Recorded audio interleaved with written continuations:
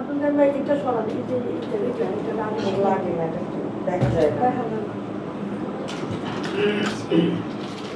আচ্ছা, প্রথম কথা হলো, আগেই যেটা ভূমিকা হিসেবে বলে নিই, একজন ব্যাংকার হিসেবের মানুষ নিশ্চয়ই, তাই না? তো হিসেবটা আগে হয়ে যাবে। সেটা হলো সারা পৃথিবী ধর্মের অধীনে আছে। মুসলিম জাতি ধর্মের অধীনে আছে। শব্দগুলো একটু খেয়াল করবা। যেমন তুমি একটা কর্তৃপক্ষের অধীনে চাকরি করো, ব্যাপারটা বোঝা গেল?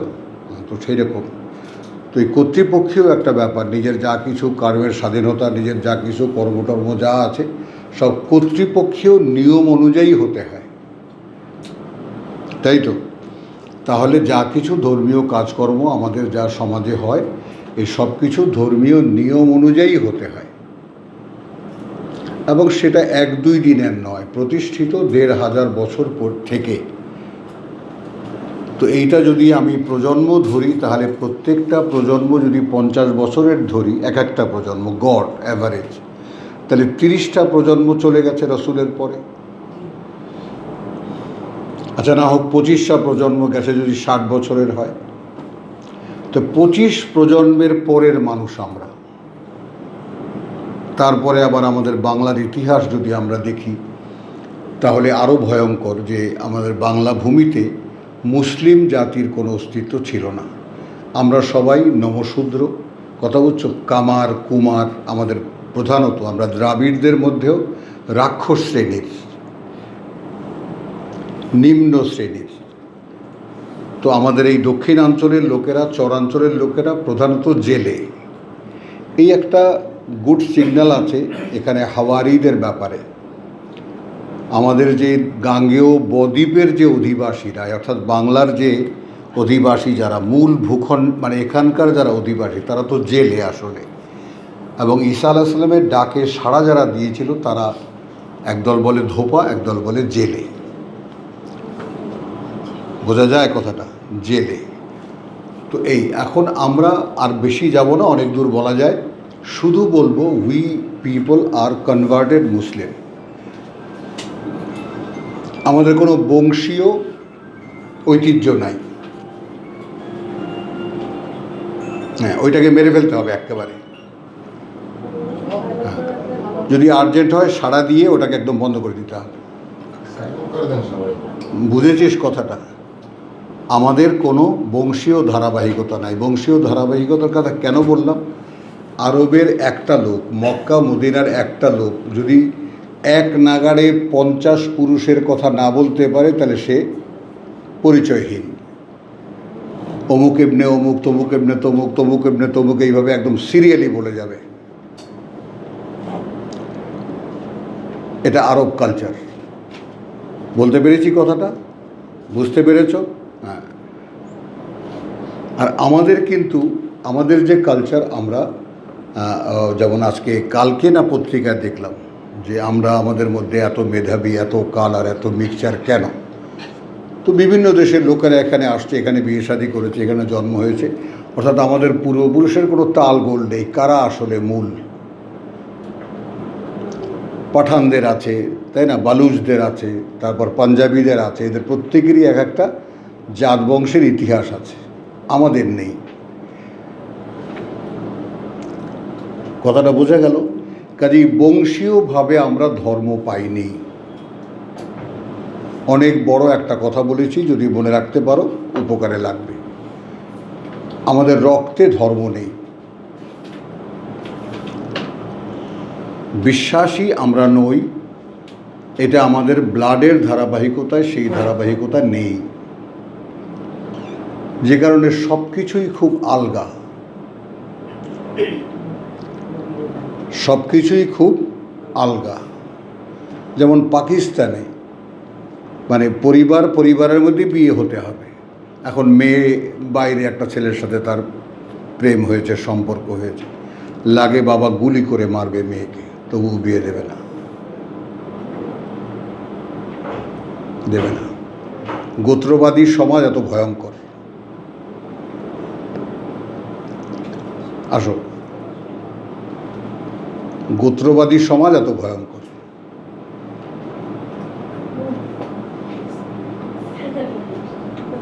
কোথায় যাও তুমি? আচ্ছা, তো একটুখানি খালি বললাম। তো আমাদের এমনি কোনো জাতপাতের কোনো দায় ঠায় ঠিকানা নাই, কোত্থেকে আসছি আমরা। আগে আমাদের পূর্বপুরুষ মুচি ছিল, কামার ছিল, না কুমার ছিল, না ধোপা ছিল, না নাপিত ছিল, কেউ জানে না। তো we are converted Muslim, bus at all. এই কথাটা বুঝে নাও যে আমরা কনভার্টেড মুসলিম। আমরা দলে দলে এক এসে এক কোনো হুজুরের হাত ধরে বসো, এইখানে সায়দা, এখানে বসো, এখানে বসো, হ্যাঁ বসো। বুঝছো কথাটা? তাহলে এইটা একটা সমস্যা। এই জন্য আমাদের চিন্তা ভাবনার কোনো স্থিরতা নেই, সেটেলমেন্ট নেই, খুব অস্থির জাতি আমরা। আর বিশ্বাসের জন্য মানসিক স্থিরতা অপরিহার্য। স্থিরতা, ঐতিহ্যের ধারাবাহিকতা।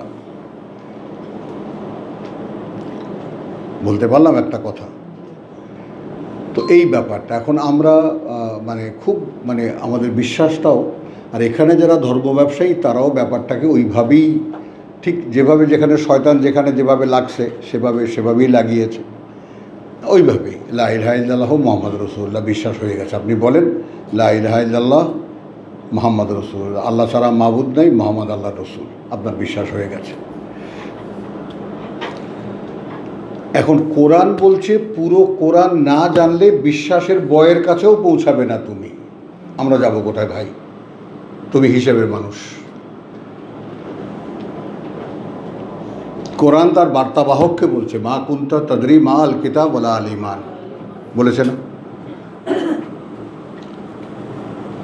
ছিলে না তুমি এমন যে তুমি জানতে এই কিতাব কি, অতএব তুমি জানতে না ঈমান কি। তো তাহলে থাকে কি আর কোথায় লা ইলাহা ইল্লাল্লাহু মুহাম্মদ রাসূলুল্লাহ, আল্লাহ ছাড়া মাবুদ নাই, মুহাম্মদ আল্লাহ রসুল। গরু গোস্ত খাবেন, মসজিদে আসবেন, দাঁড়িয়ে রাখবেন, টুপি মাথায় দেবেন, আর টাকনুগিরা, তাই না, লম্বা কোর্তাটা গায়ে দিবেন, হয়ে গেছো। আর মহিলারা হইলে বোরকাটা পরবেন, ব্যাস আপনি মুসলমান।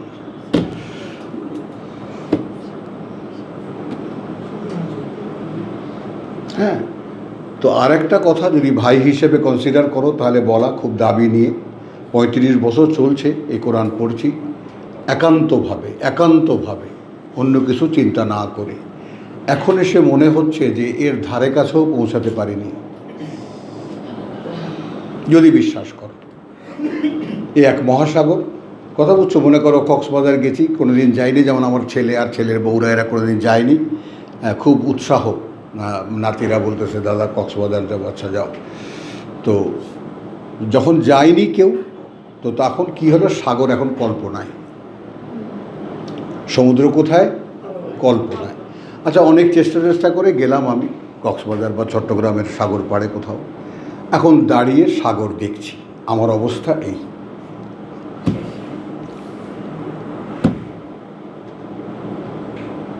বুঝতে পেরেছ? ব্যাস, এখান থেকে কোনো তত্ত্ব, কোনো কিছু দেওয়া, কোনো মশলা দেওয়া, এগুলো আমার সাধ্যের বাইরে। এখানে আল্লাহ যা বলেছেন মানুষের জন্য, সে কথা থেকে কিছু কিছু কথা অ্যাকর্ডিং টু দ্য টপিক, বিষয়ভিত্তিক আমি তোমাদেরকে পড়ে শোনাবো। আমি কোনো কর্তা নই, মনে থাকবে কথাটা। আমি কোনো হুজুর নই, আমি কোনো কর্তৃপক্ষীয় এজেন্ট নই যে আমি তোমাকে একটা মশলা দেবো যে এইটা জায়েজ, এটা না জায়েজ। বুঝে নিতে হবে তোমাকে, উপরে আল্লাহ। তো প্রথমে যেখানে যাচ্ছ তার একটা গুরুত্বপূর্ণ বিষয় একটু খালি বলি। এখানে যেমন প্রথমটা কথাটা আসছে তোমার এইভাবে যে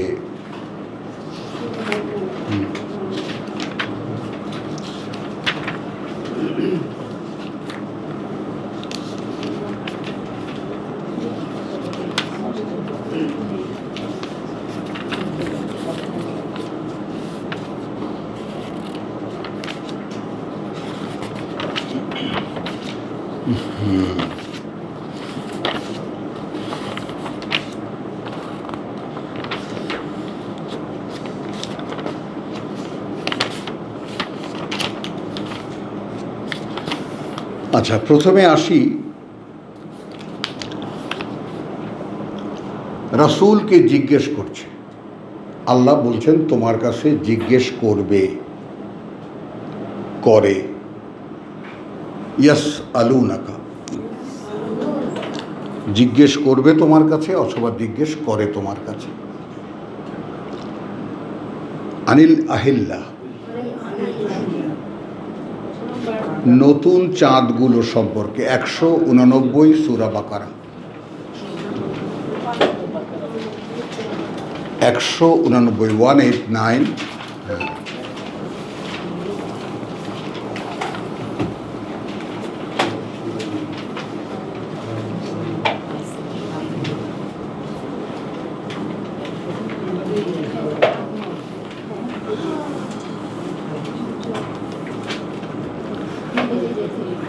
ইয়াস আলুনাকা আনিল আহিল্লা। আচ্ছা, আমরা এমনি তো জানি হেলাল মানে নতুন চাঁদ, হেলাল মানে নতুন চাঁদ। তো আহিল্লা মানে চাঁদগুলো, অর্থাৎ জিজ্ঞেস করে তোমার কাছে প্রত্যেক মাসে এই নতুন চাঁদগুলো সম্পর্কে, তাই না? চাঁদটা পূর্ণ হয় পূর্ণিমায়, তারপর ক্ষয়ে যেতে যেতে এক সময়, তাই না, অর্জুনুল কাদিম, পুরনো খেজুর শাখার মতো হয়ে যায়, ফ্যাকাশে হয়ে যায়। আমরা যারা সকালে হাঁটতে বেরোই তারা দেখি চাঁদ পশ্চিম আকাশে ফ্যাকাশে হয়ে গেছে, দেখি না সকালবেলা, দেখো না? তো এখন এই চাঁদগুলো সম্পর্কে তোমার কাছে জিজ্ঞেস করে, বলবে হিয়া মাওয়াকিতু লিন্নাস, ওইটা ক্যালেন্ডার ফর হিউম্যান বিং, ইংরেজিতে আগে বললাম, সময় নির্ধারণী মানুষের জন্য, সময় নির্ধারণী মানুষের জন্য, ফর ম্যানকাইন্ড টোটাল। ওয়াল হজ, এখন আগে তুমি এই ব্যাপারটার সাথে আগে এটাকে হজম করো, মানে কয়েকটা ঢোক গেল এবং ব্যাপারটা এই বাস্তবতাকে অনুধাবনে আনার চেষ্টা করো। হজের জন্যে চাঁদ, আমার তো গায়ে কাটা দেয়, ভাবতে পারো?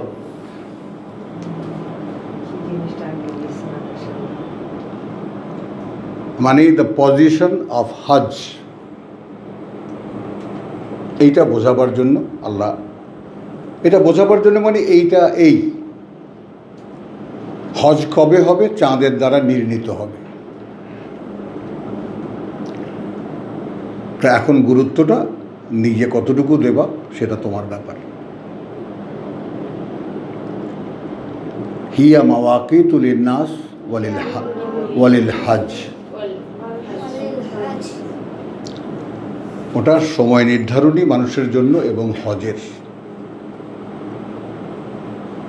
আচ্ছা, এখানে আর একটা বিচ্ছিন্ন ঘটনা আছে যেটা ওমরার একটা অনুষঙ্গ।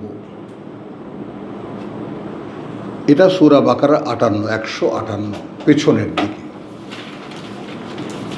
কিন্তু এই জায়গাটা বা কথাটা এমন একটা ব্যাপার, ইয়া আইয়ুহাল্লাযীনা আমানু 153, খেয়াল করো এই টপিকগুলো, একটু খেয়াল করো। ওহে যারা বিশ্বাস এনেছো, ইস্তাঈনু বিস-সাবরি ওয়াস-সালাত।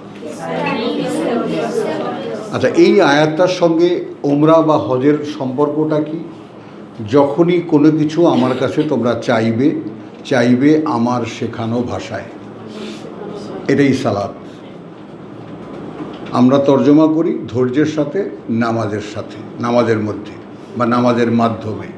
ওদিকে মাসলা দেই নামাজের মাধ্যমে, নামাজের যে সমস্ত সূরা কালাম আছে ওর বাইরে কিছু বলা যাবে না। মানে এই ধর্মের বৈপরীত্য এতটাই সাংঘর্ষিক। কোরআন বলছে যা কিছু বলতে হবে আমার কাছে তর্জমা করতে, ধৈর্য ও নামাজ হইতে সাহায্য প্রার্থনা করো। তো নামাজ কি? আচ্ছা, ইংরেজরা তো মুক্তি দিয়েছে প্রেয়ার বলে। ওরা আগেই একটা কর্নার নিয়ে নিয়েছে। তো প্রেয়ার মানে তো প্রার্থনা, আর আমরা লটকে আছি কোন জায়গাটায়? নামাজ কি এইটা আগে বোঝো। কোরআন বলছে আকিমুস সালাত, আর ওইটাকে আমরা কি বলছি? নামাজ কায়েম করো। আর আমরা চর্চা করতে গেলে কি করি? নামাজ পড়ি। কোনটা মিলাবা? তো ইকরাউস সালাত, নামাজ পড়ে, এরকম কোনো আয়াত কোরআনে নেই। শুধু এই দুই একটা তোমাকে বৈপরীত্য দেখালাম, যে এতটাই বিপরীত অবস্থান, নতুন মানুষ যাওয়া অনেক ভক্তি নিয়ে, তাই না? সেই সম্মানটা যেন থাকে, শুধু অতটুকু যেন জানাতে চাই।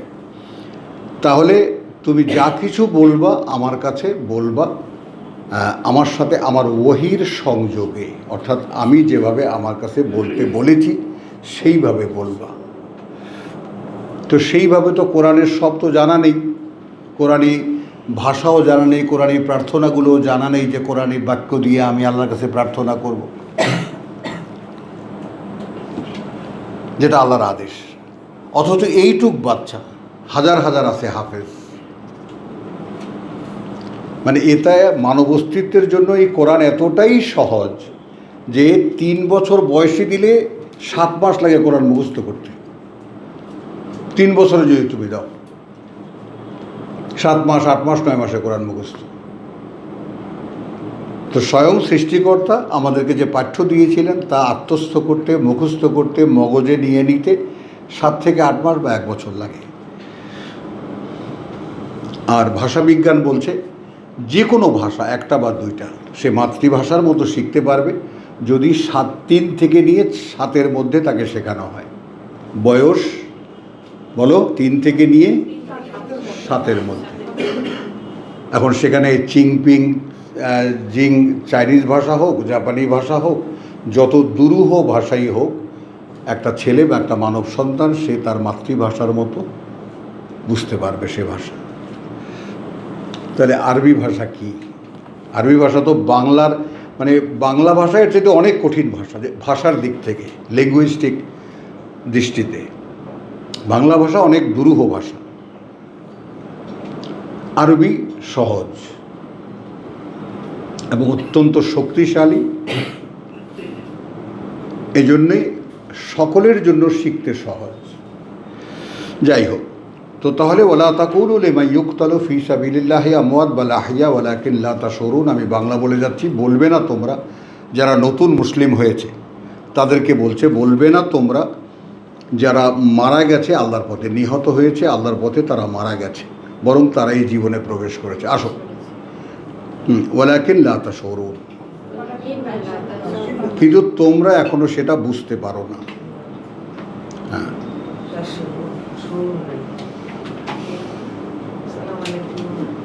বসে যাও, ওইখানেই বসে যাও। বড় যে একটা কাজ করবা বললে আব্দুল কাইম, এখানে বসো। ভেরি গুড, তাহলে সংকটটা চলে যায়। ভাবছিলাম দিবা আসবে না, কিন্তু দিবা শনিবার দিন মিস করে না, আর কি করার আছে বলো?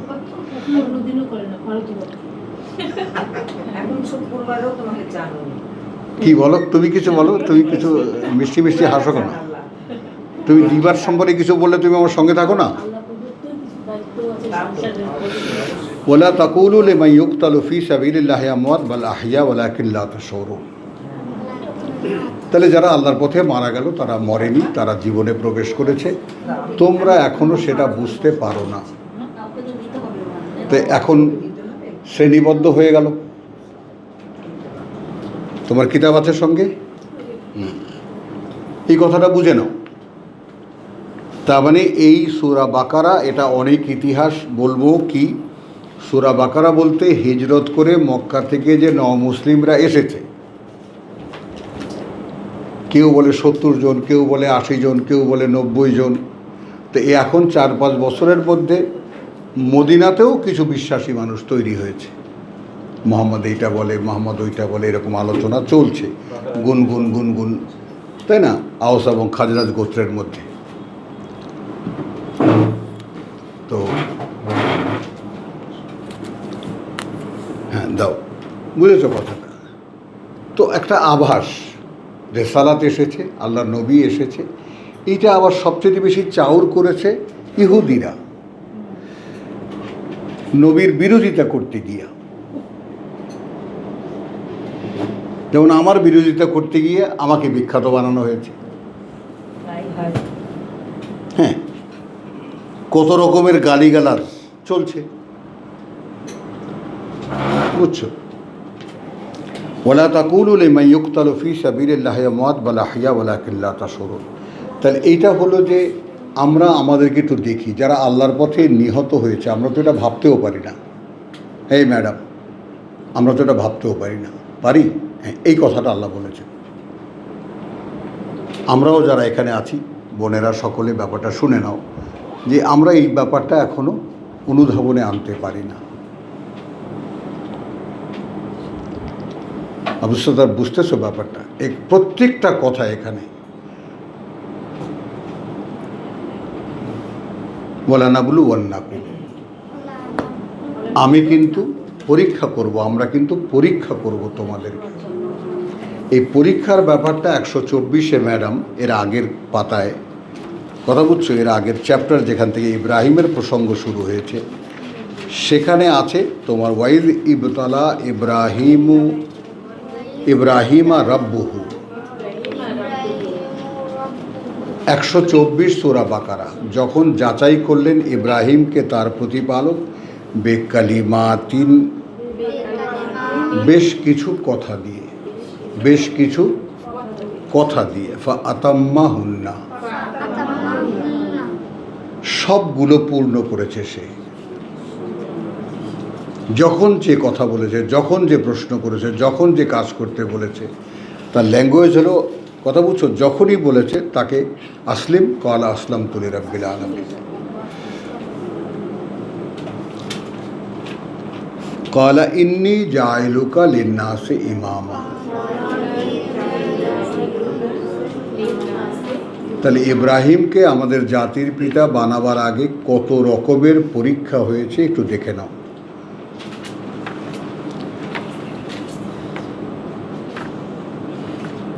স্বয়ং আল্লাহ বলছেন, আমি অনেকগুলো কথা দিয়েছি, অনেক প্রশ্ন করেছি, সবগুলো সে পূর্ণ করেছে। তারপর বলেছি আমি তোমাকে অনুকরণীয় বানাবো মানুষের জন্য।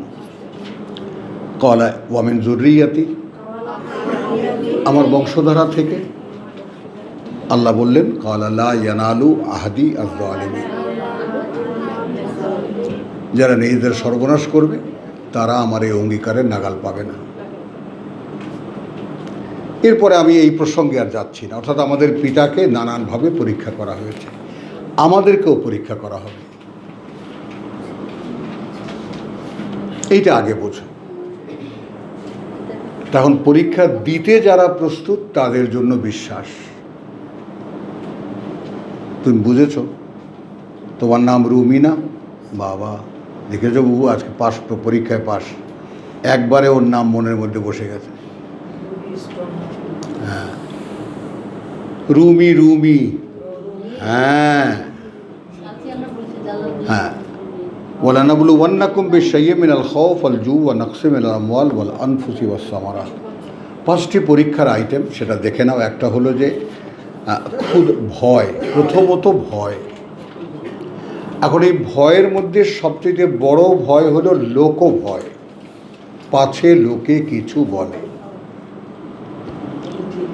সংশয়ে সদা সংকল্প টলে,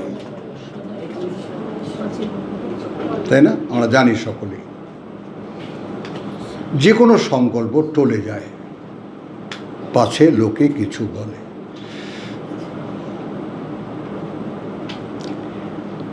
তো এই লোক ভয় এক ভয়, তারপরে কোনো স্ত্রীর জন্য স্বামীর ভয়, কোনো স্বামীর জন্য স্ত্রীর ভয়, তাই না? সমাজের ভয়, আত্মীয় স্বজনের ভয়, পিতার ভয়, কথা বুঝছো? এই ভয়, নানান ধরনের ভয় তোমাকে চেপে ধরবে আল্লাহর পক্ষ থেকে। এরপরে ওয়াল জু, ক্ষুধা। এখন এই ক্ষুধা সব কিছুরই ক্ষুধা, ইন্দ্রিয়রও ক্ষুধা, চোখের ক্ষুধা, কানের ক্ষুধা, নাকের মানে তোমার অনুভবের ক্ষুধা, আর পেটের ক্ষুধা তো একটা কমন ব্যাপার।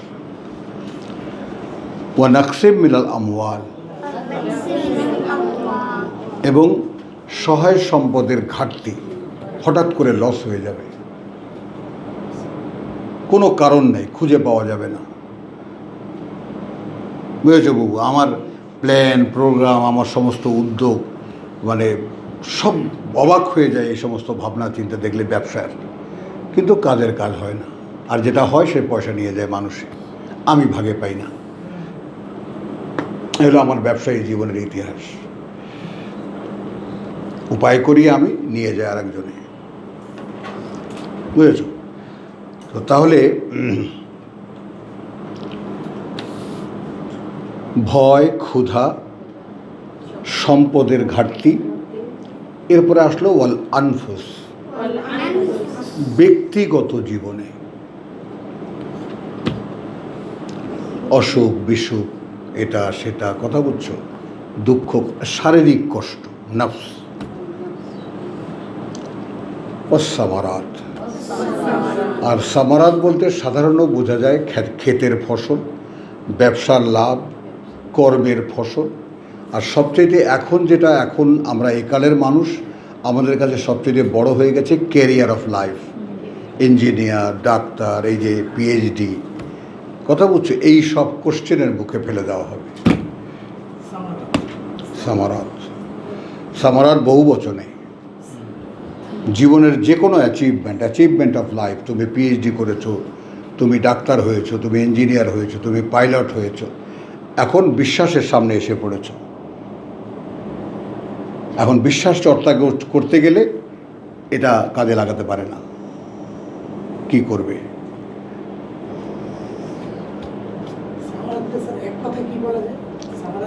ফল ফসল, জীবনের ফল ফসল যে কোনো, তাই না? তো এটা গেল ফল ফসলের ব্যাপার। আর হলো ওয়াবাশশিরিস সাবিরিন। তাহলে এখানে এই সমস্ত বিষয়ে পরীক্ষা যারা দেবে তাদেরকে সুসংবাদ দাও। তুই কয়টা পরীক্ষা দিয়েছিস? আমার এক ছোট্ট বোন আছে এখানে, বলতো।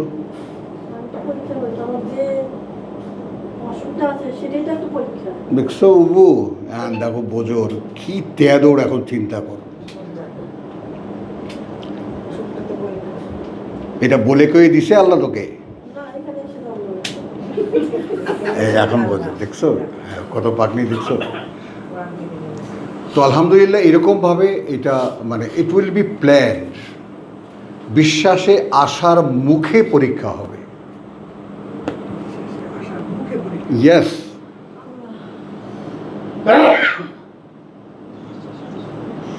এই যেমন আমার ছেলে পড়েছে ডায়াবেটিকে, এইটা পরীক্ষা। এখন জানলো যে উনি ডায়াবেটিক। আরো দিয়েছ? না না, সেগুলো তো যা হয়েছে হয়েছে। হ্যাঁ, চলো। তো এরপরে কি হলো? বাশশিরিস সাবিরিন। এই পরীক্ষাগুলো যারা দেবে অবিচল থাকবে, পরীক্ষাগুলোতে যত রকম কঠিন পরীক্ষাই হোক না কেন নড়বে না।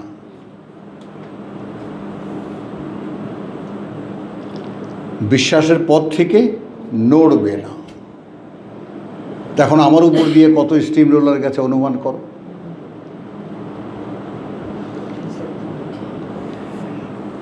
আল্লাযীনা ইযা আসাবাতহুম মুসিবাতুন, এবার ডিটেল করছেন আল্লাহ। এক একটা পরীক্ষার বিপদ যখন তাদের উপরে আসে, ক্বালু ইন্না লিল্লাহি ওয়া ইন্না ইলাইহি রাজিউন।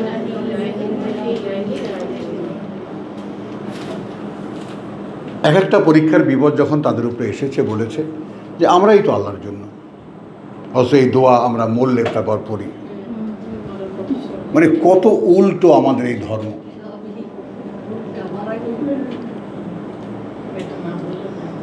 তাহলে আমি তো আল্লাহর জন্য, ইন্না লিল্লাহি, আমরাই তো আল্লাহর জন্য, ওয়া ইন্না ইলাইহি, আর এটাও তো নিশ্চিত যে তার দিকেই আমরা রাজিউন, ফিরে যাচ্ছি। তাহলে এখন এখানে তিনি আমাকে কিভাবে রাখবেন, কিভাবে রাখছেন, সেটা আমার দেখার ব্যাপার না। অসন্তোষ, একটু টাকার কষ্টে আছো, একটু পারিবারিক কষ্টে আছো, সেটুকুকে রিসিভ করো। যে আমাকে আল্লাহ অনেকগুলো টাকা দিয়েও দিতে পারতেন, অনেক সুখে রাখতেও পারতেন, কেন এইভাবে রেখেছেন?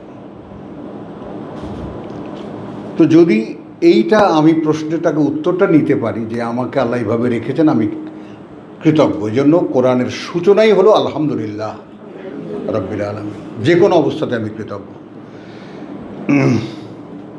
এখানেও দেখো, ক্বালু ইন্না লিল্লাহি ওয়া ইন্না ইলাইহি রাজিউন। আচ্ছা, উলাইকা আলাইহিম সালাওয়াতুম মির রাব্বিহিম,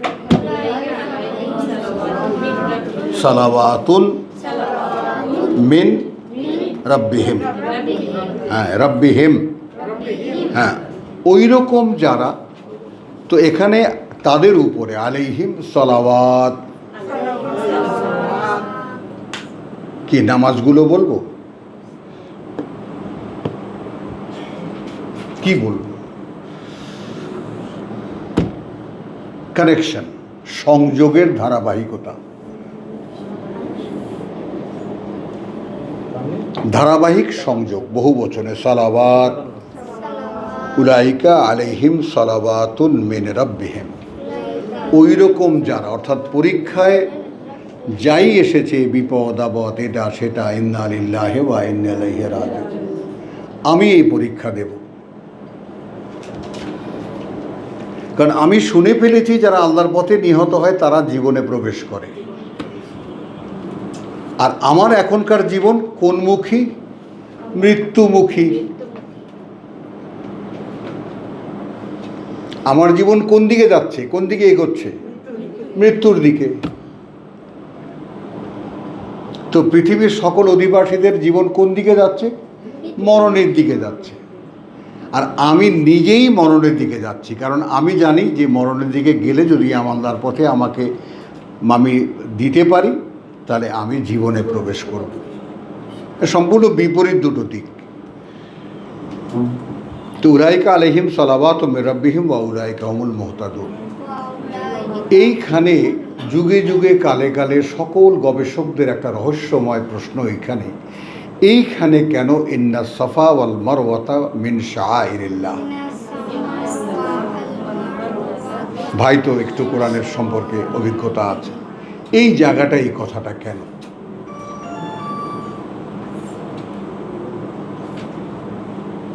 তাই না? এ কোনো হজ টজের কোনো প্রসঙ্গই নাই। নিঃসন্দেহে সাফা এবং মারওয়া মিন শাআইরিল্লাহ। আচ্ছা, শাআইর শব্দটির সাথে পরিচয় হোক চেতনা জাগা নিয়ে। যেমন আমরা শহীদ মিনার কেন বানাই? শহীদ মিনার, ওখানে কী হয়েছে, 52 সালে যারা ভাষার জন্য শহীদ হয়েছিল তাদের জন্য একটা মিনার তৈরি করেছি। ওখানে গিয়ে আমরা বছরে একবার নিবেদন করি, তাদেরকে স্মরণ করি। তো এখন সাফা এবং মারওয়াও আল্লাহকে, আল্লাহর স্মরণ জাগা নিয়ে একটা চেতনা জাগা নিয়ে একটা প্রমাণ চিহ্ন, মিন শাআইরিল্লাহ, অর্থাৎ যেই সমস্ত স্মৃতিচিহ্নগুলো আল্লাহর স্মরণকে জাগায় তার মধ্যে একটা সাফা এবং মারওয়া, যেটা ওমরার অঙ্গ।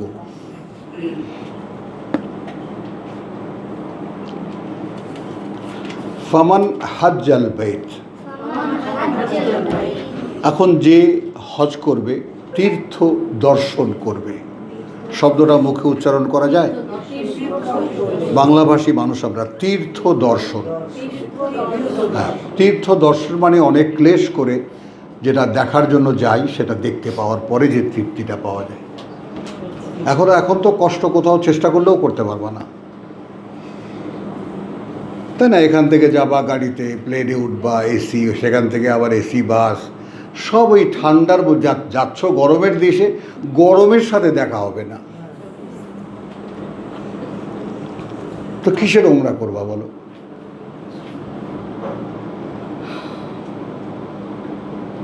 মানে তুমি যে শারীরিকভাবে একটা ফিলিংস তোমার ভিতরে আসবে, মানসিকভাবে একটা যে পরিবর্তন তোমার ভিতরে আসবে, এরকম কোনো অবস্থাই রাখা হয়নি, তুমি টেরই না পাও।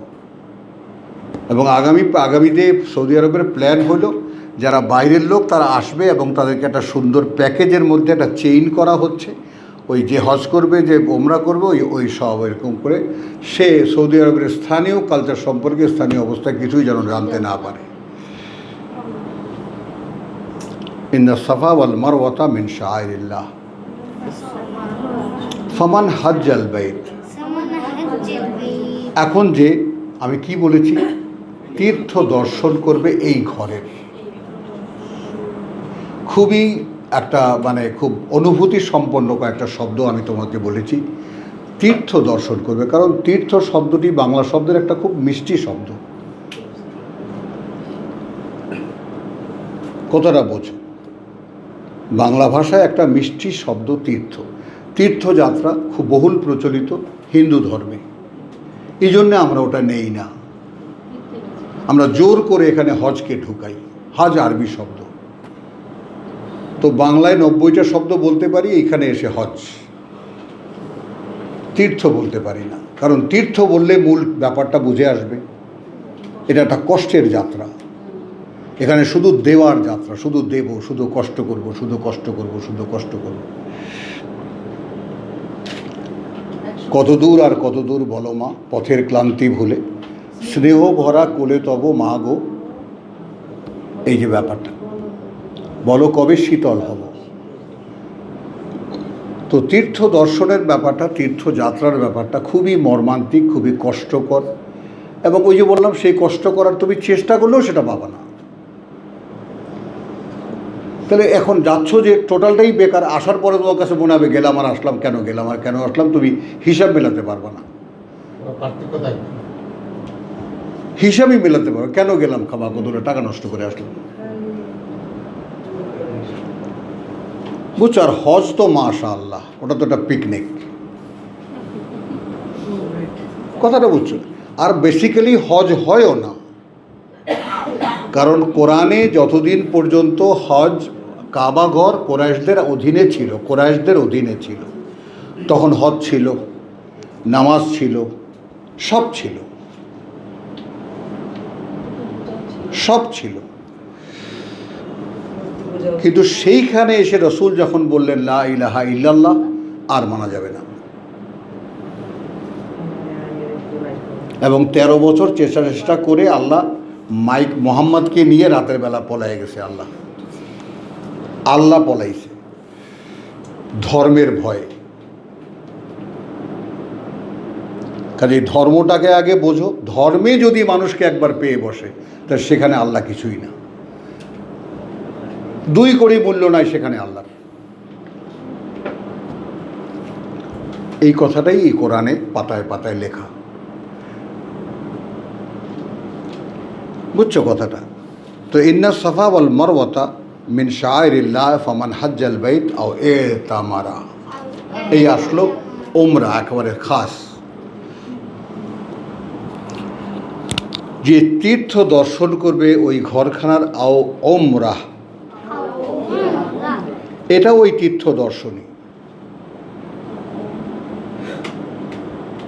হজ বাৎসরিক হয়, আর ওমরাটা হয় যখন তখন, কোনো সময় নির্ধারণী নাই। ফালা জুনাহা আলাইহে, তাহলে কোনো দোষ ধরা হবে না তার উপরে। আনিয়াত্তাওয়াফা বিহিমা, যদি আসা যাওয়া করে এই 2 পাহাড়ের মধ্যে। পুণ্য বলেননি, কোনো পাপ হবে না। মাইনে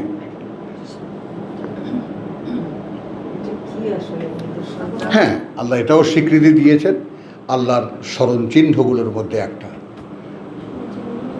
মন্তব্য করেছেন ওয়ামান তাতাওয়া খায়রান। হ্যাঁ, যদি প্রণোদনা শব্দটি আমাদের বাংলায় আছে, তো স্বপ্রণোদিত হয়ে, বুঝেছ? বোঝনি?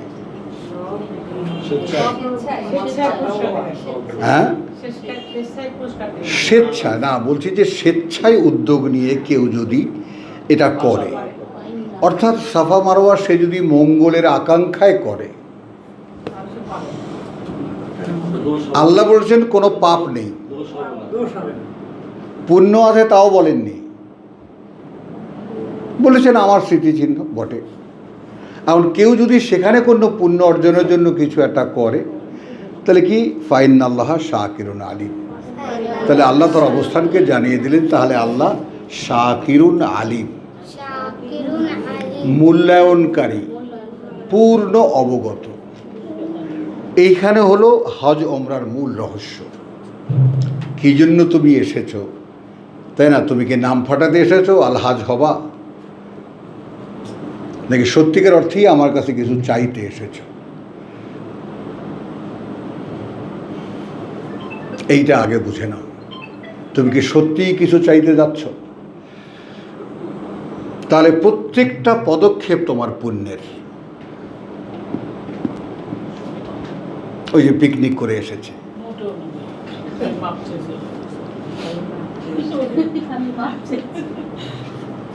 বুঝছো? তাহলে এইটা এখন এর সঙ্গে আর একখানা আয়াত আছে, প্রসঙ্গ নয় তারপরেও, ইন্নাল্লাযীনা ইয়াকতুমুন মা আনজালনা মিনাল বায়্যিনাতি ওয়াল হুদা।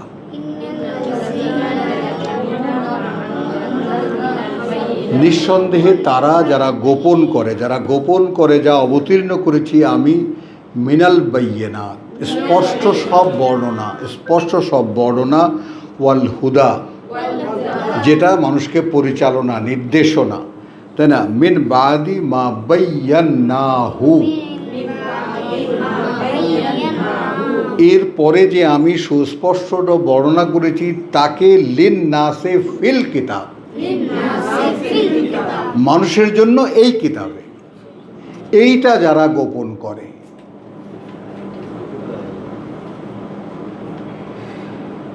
এখন কারণটা অনুমানে আসে যে কেন এখানে তোমার যাকে বলে যে ইন্দা সাফা ওয়াল মারওয়াতা মিন শাআইরিল্লাহ, এটা তুচ্ছ ঘটনাকে সামনে নিয়ে আসছেন আল্লাহ, মানে যেটার মধ্যে কোনো পুণ্য নেই। এই জন্য আল্লাহ নেগেশন করেছেন যে ওর কোনো পাপ নেই। তবে সেটাকেও যদি কেউ এখানে এসে বসে আছে, আচ্ছা ঠিক আছে মা হাজেরার কথা মনে করে একটু এপার ওপর যাতায়াত করি, আমি ভেবে দেখব কিছু দেওয়া যায় কিনা তার বিনিময়ে। বলে বাবা রে বাবা, হ্যাঁ,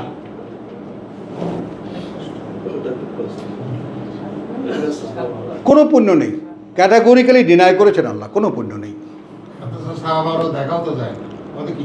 কিছুই নেই, সব পলিশ করা, ঝকঝকে তকতকে, বাতাস, ঠান্ডা বাতাস, পানিওয়ালা। তবে আমি 79 সালে করেছি তো, তখন মোটামুটি কিছুটা, এখন 3 তলা না, যাক। তাহলে চলো এখন ইন্নাল্লাযীনা ইয়াকতুমুনা মা আনজালনা মিনাল বায়্যিনাতি ওয়াল হুদা মিন বাদি মা বায়্যান্নাহু লিন-নাসি ফিল কিতাব উলাইকা, ওই রকম যারা। তাহলে আমাদের সমস্ত ধর্মগুরুরা কি করেছে? এই কিতাবে সুস্পষ্টভাবে লিখিত বর্ণনাগুলোকে যারা গোপন করেছে। আমি বলছি না ওই যে তোমার হাজব্যান্ডের সহকারে তারা বলছে, আমি বলছি না, তোমরা বলছো, বলো ভাই, আমি বলছি না, বুঝছেন? তো এই যারা গোপন করে তারা কারা? উলাইকা ইয়ালআনুহুমুল্লাহ, অভিশপ্ত করেছেন তাদেরকে আল্লাহ। কোরআনে বর্ণিত সুস্পষ্ট কোনো বর্ণনাকে যারা গোপন করে তারা কারা? অভিশপ্ত করেছেন আল্লাহ। ওয়া ইয়ালআনুহুমুল লাইনুন, এই যে এটা আননোন দিয়েছেন এটা, তাই না? যেমন মামলা করে 2 জনের 5 জনের মধ্যে নাম লিখে দেয়, এরপরে আর আছে অজ্ঞাত। আর অর্থাৎ যারা যারা ইয়ালআনুহুমুল লাইন, অর্থাৎ এই যে ওমরা সম্পর্কে, হজ সম্পর্কে আমরা যে কোরআন থেকে আল্লাহ স্বয়ং আল্লাহর ঘর আল্লাহ ডেকেছেন, তাই না? যে মানুষের জন্য, মানুষের কাছে আল্লাহর এটা চাওয়া, এরপরে গিয়ে নেই ওখানে, তারপর সেখানে আল্লাহর কথাই বলি। তাহলে এইটা যারা গোপন করে, হ্যাঁ, গোপন করে তারা অভিশপ্ত। এবং অভিশাপ দেয় তাদেরকে অন্য যারা অভিশাপ দেবার।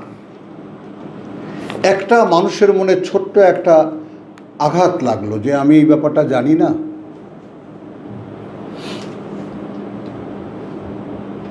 ওমরা করতে গেছো, হজ করতে গেছো, মনে করো কোনো একটা প্রশ্ন মনের মধ্যে তোমার জাগছে, কোনো উত্তর দেওয়ার কাউকে পাচ্ছ না, তাহলে সমস্ত ধর্মগুরুরা অভিশপ্ত, অর্থাৎ যারা যারা এই ব্যবসাটা করে খাচ্ছে। হ্যাঁ অবশ্যই, হ্যাঁ। তাহলে এবার আসো, এইখানে সামনে আসি 196।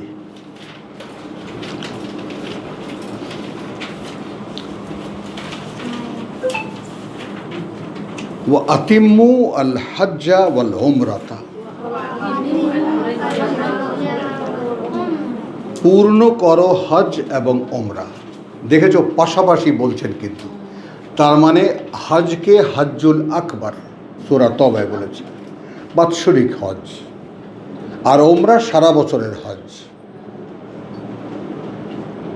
প্রচলিত ভাষায় বড় হজ আর ছোট হজ, ওমরাও হজই। এবং ওইখানে যদি গুরুত্ব সহকারে আমরা বলি যে রসুলের বিদায় হজ বিদায় হজ বিদায় হজ বলা হয়, কথাটা বুঝছো কথা, কিন্তু ওটা আসলে ওমরার মতোই। আবার এক অন্য কাহিনী মাথার মধ্যে ঢুকে গেছে, যাই হোক। ও আতিমুল হজ্জা ওয়াল উমরাতা মিন শাহ,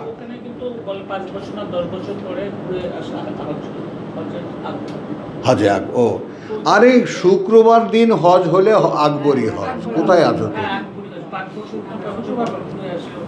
তাই না? এটা শোনোনি ছোটবেলা যে আকবরী হজ শুক্রবার হজ? এখনো না? আচ্ছা চলো এবার আসো সলিড একেবারে হজ সম্পর্কিত কোরআনে যা বলা হয়েছে। ও আতিম্মু আল হজ্জা ওয়াল উমরাতা লিল্লাহ, লিল্লাহ। হজ বা উমরা যাই করো, করবে আল্লাহর জন্য। এই জায়গাটায় থাকা খুব কষ্ট, সব কাজ, সব ওঠা বসা, সব চলাফেরা, সব কিছুই আল্লাহর জন্য। এখন সেখানে বোন কোনো লাক্সারি করা এবং কোনো মার্কেটিং করা কোনো সুযোগ নেই আসলে, না করেও তো পারবা না। সব ঝলবল করবে চোখের সামনে, কি করবা? কিনবা না দুই একখানা, সব বেকার হয়ে যাবে। I notice you. হ্যাঁ, আবার শতবার ক্ষমা চাইবা যে প্রভু আমি ক্ষমা চাই, কারণ ওটা কিন্তু শেষ স্টেশন। তুমি যাচ্ছ, আর জীবনে নাও হতে পারে, আর জীবনে নাও হতে পারে। আল্লাহ একটা আশ্রয় রেখেছেন, তাই না? মাসাবাতান লিন্নাস, মানুষের শেষ আশ্রয় রেখেছেন 125 সূরা বাকারা, যে মানুষ যখন হতাশ হয়ে যাবে তার এই জীবনের উপরে, তখন, এখন তো এগুলো সব ফ্যাশন হয়ে গেছে, মানুষ যখন জীবনের কাছে হতাশ হয়ে যাবে, জীবনের কাছ থেকে কোনো অ্যান্সার যখন পাবে না, তখন প্রভু আমি কোথাও কিছু পেলাম না, আমি তোমার ঘরের কাছে এসেছি, আমাকে একটা কিছু করো। করো বলতে এই ব্যাপারটা একটু দেখো, পরকাল বিশ্বাসের ব্যাপারটা নিশ্চিত নই আমরা, বলো দিবা? নিশ্চিত পরকাল ব্যাপারটা না।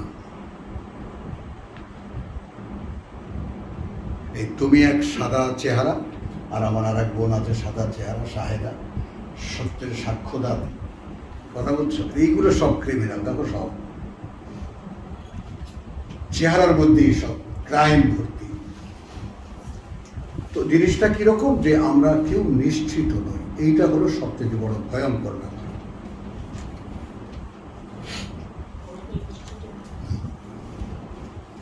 নিশ্চিত হলে হয় কি, আপনা থেকেই হাত পা গুটিয়ে যায়। যেমন কে অনুশীলন করেছো, আমার শুনতে পারা করেছো, করা শুরু করেছো, এগিয়ে যাচ্ছে কিন্তু তাহলে আমার শুনতে পারা, আমার দেখতে পারা, আমার অনুভব করতে পারা, আমার বুঝতে পারা, এটা সব একটাও আমার না। এদেরকে আলাদা ভাবতে পারা,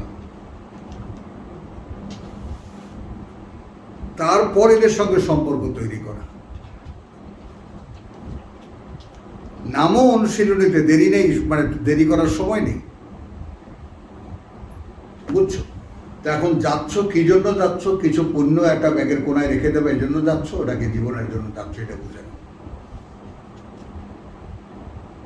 ভাই আমার কাজ, আসছো এখানে, আমার কাজ নোটিশ করা, ফাইনাল। এর কোরআন ফাইনাল নোটিশ, ওটা একটা শেষ আশ্রয় আল্লাহ দেখেছেন যে ওখানে যাওয়ার পরে তুমি যদি আসবা, তাহলে পুরনো অনেক কিছুই তুমি আর করতে পারবে না।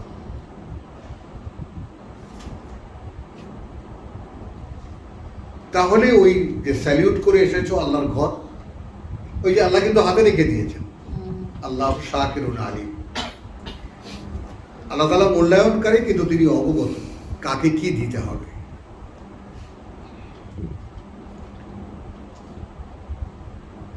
আতিমুল হজ্জ ওয়াল উমরাতা লিল্লাহি ফাইন উহসিরতুম ফামা ইস্তাইসারা মিনাল হাদি। যদি পথে কোথাও তোমরা বাধাগ্রস্ত হও, তাহলে যা কিছু তোমরা নিয়ে এসেছো কোরবানির জন্য, আল হাদিয়া, হাদিয়া নিয়ে এসেছো, সেটা পাঠিয়ে দাও। ওয়ালা তাহলিকু রুউসাকুম, এবং মুন্ডন করবে না তোমাদের মাথাগুলো, হাত্তা ইয়াবলুগাল হাদিয়ু মাহিল্লাহ। মনে করো মক্কার আশেপাশে কোথাও তুমি আটকা পড়ে গেছো, এখন কোরবানির জন্য একটা উট নিয়ে গেছো, বা দুটো ভেড়া নিয়ে গেছো, দুম্বা নিয়ে গেছো, যাই নিয়ে গেছো, এখন তোমাকে যেতে দেবে না, ঘেরাওর মধ্যে পড়ে গেছো। আচ্ছা ভাই, আমার এটা দুটো দুম্বা এনেছি, কাবায় পাঠিয়ে দাও। এই কথাটা বোঝা উচিত। এই কারণে যে ইন্নামাল আমালু বিন্নিয়াত, তোমার নিয়তটাই হলো মূল কথা। আপা বলতেছে ওই যেগুলো নিয়ে গেছে ওইখানে ঘরের জন্য, সেটা কি যারা আটকাবে তারা ওখানে পাঠাইতে দিবে? ও সেইটা কোরআনে বলা আছে ঘর কেন্দ্রিক কোনো কিছু আটকায় না, কিছুই আটকায় না। তাহলে সেগুলো যদি তুমি বলো যে ভাই এগুলো একটু কাবায় পাঠাবার ব্যবস্থা করো, পাঠিয়ে দেবে। এবং অনুমান রাখবা কয় মাইল রাস্তা এখানে আমার সেই ভেড়া হোক, উট হোক, সেটা যেতে কতক্ষণ লাগতে পারে, এবং এখন পৌঁছাতে পারে, এবং কোরবানি হয়ে যেতে পারে, এখন আমি মাথা কামাতে পারি। ফামান কানা মিনকুম মারিদান আও আযান মিন রাসিহি। এখন যে হবে তোমাদের মধ্যে অসুস্থ, এমনি জ্বর, সর্দি, কাশি, মাথা ব্যথা, যে কোনো ধরনের, অথবা এই যে মাথা মুন্ডনের ব্যাপারে, মাথা কামাতে পারছো না, মাথার কারণে ঘা আছে, ব্যথা আছে, অমুক আছে, তমুক আছে, কোনো একটা কারণের উপর,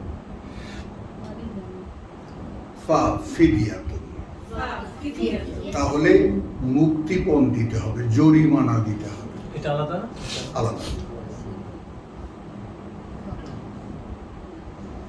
আচ্ছা, এইটা তুমি বুঝে নাও, এটা হজ ওমরা একসাথে বলেছে, কিন্তু মনে আছে তো সেই কথাটা? তাহলে হজ ওমরায় মাথা কামানোর প্রশ্ন নাই, ওমরায় মাথা কামানোর প্রশ্ন নাই, এটা আছে হজে।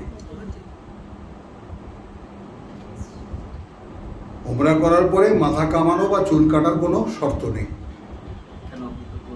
হ্যাঁ, ওমরা করার পরে, তাই মাথা মুন্ডন করতে পেশায় দিছে। আমি কখনো করিনি, বহু ওমরা করেছি আমি। না, এনিওয়ে, কি তুমি কি বলো?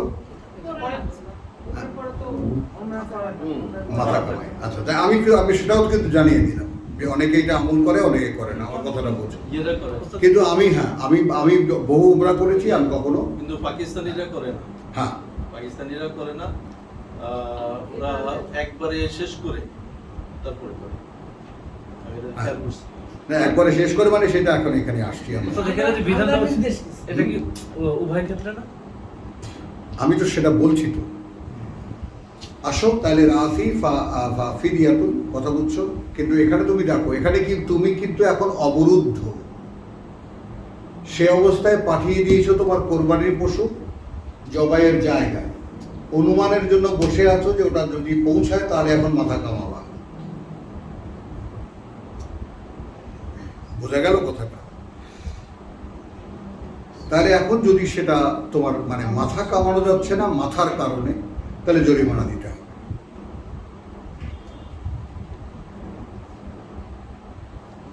মামির কাছে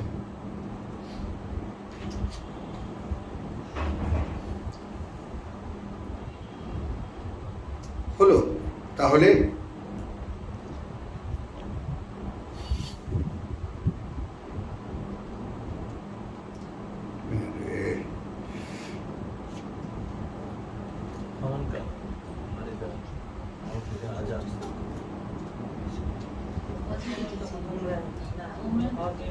أو صدقة من صيام তাহলে অথবা দিতে হবে ফিদিয়াতুন মিন সিয়ামিন, রোজা রেখে। কথা বুঝছো?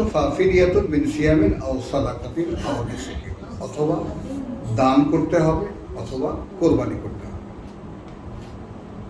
জবাই করতে হবে কিছু একটা। এইটাকে প্রচলিত ভাষায় দম দেওয়া বলে। দম দেওয়া, রক্ত দেওয়া। দম মানে রক্ত। তো ফাইদা আমিনতুম, তাহলে এখন আর তোমাদের কোনো বাধা নেই, সব নিরাপদে করতে পারছো। কথা বুঝছো? ফাইদা আমিনতুম, এটা তো বিপদের কথা হলো, কিন্তু ওই সেই সূরা নিসার নামাজের মতো। মনে পড়লো কথাটা? নামাজের মতো, যে 102 থেকে যে কসর নামাজ বের করে। এখন হজের এই ব্যাপারটা দেখে নাও। এটা কিন্তু বলা হলো যদি তোমরা সংকটে পড়ে যাও তাহলে। আর যদি ফাইদা আমিনতুম, আর যখন তোমরা নিরাপদে সব করতে পারছো, ফামান তামাত্তা বিল উমরাতে ইলাল হজ, এই যে হজ্জে তামাত্তু যারা বলে, তাই না? হজ্জে তামাত্তু তো করছো, তামাত্তু করছো না? হজের সাথে উমরাও করছো। এখন তামাত্তা মানে ভোগ করা, এনজয়মেন্ট। এখন আল্লাহর ল্যাঙ্গুয়েজটা খেয়াল করো। আসছো হজ করতে, সময় আছে, তা একটু একটা উমরা করা যেতে পারে। এটা যদি করতে যাও পয়সা দিতে হবে আমাকে, কোরবানি কর। খেয়াল করেছো? এটা বুঝতে পারছো? আমরা এটা আমাদের নাম দিয়েছি কি হজের তামাত্তু, যে হজের সাথে ওমরাও করে। কিন্তু আল্লাহ যে তামাত্তু মানে, কেউ তো জিজ্ঞেস করে না তামাত্তু মানে কি? ভোগ করা। তার মানে তুমি পুণ্য কামাই করতে এসেছো, ওমরা করে আরো একটু পুণ্য কামাই করবো, এটা তোমার স্বার্থ। স্বার্থটা একান্তই তোমার। আল্লাহ বলছে যে আমি সুযোগ দিয়েছি, কামাই করে নাও। এখানে প্রত্যেকটা পদক্ষেপে পায়ে পায়ে পুণ্য কামাইয়ের জায়গা। এটা যা করবা তাই পুণ্য, যা করবা তাই পুণ্য। যদি ওই হজ আর ওমরা কার জন্য? আল্লাহর জন্য। এই জন্য আমি ওই আয়াতটা তোমাদের সামনে এনেছি, যে দেখো একটা অনর্থক কাজ, এই যে তোমার সাফা এবং মারওয়াতে যাতায়াত করা, কিন্তু সেটাও যদি তুমি করো পুণ্যের মঙ্গলের জন্য, সেখানে আমি হিসাব করে তোমায় কিছু দেব। হ্যাঁ, ওটা আমার স্মৃতিচিহ্ন বটে।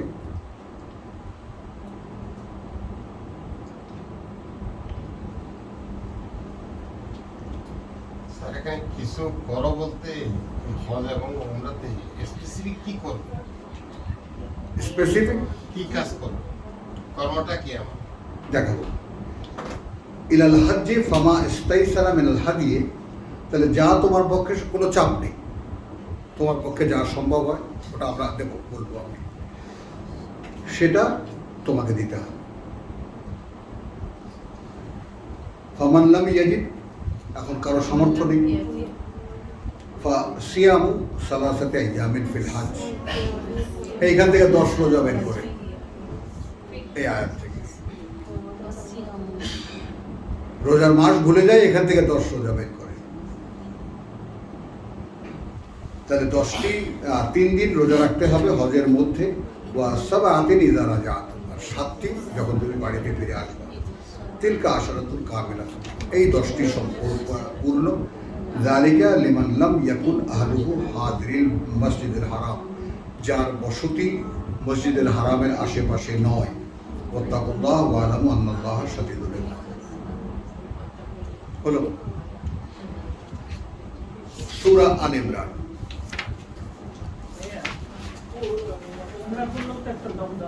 হ্যাঁ হ্যাঁ,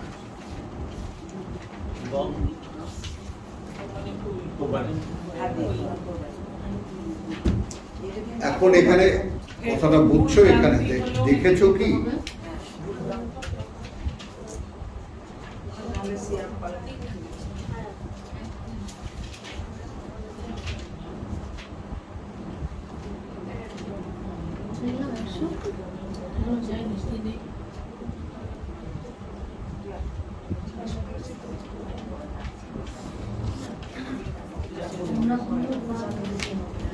একটু নাও না, একটু বিরতি নাও। কত অনেকক্ষণ হয়েছে তো, কিছু বলো না। হোক না সেটা কাটাও, দাও।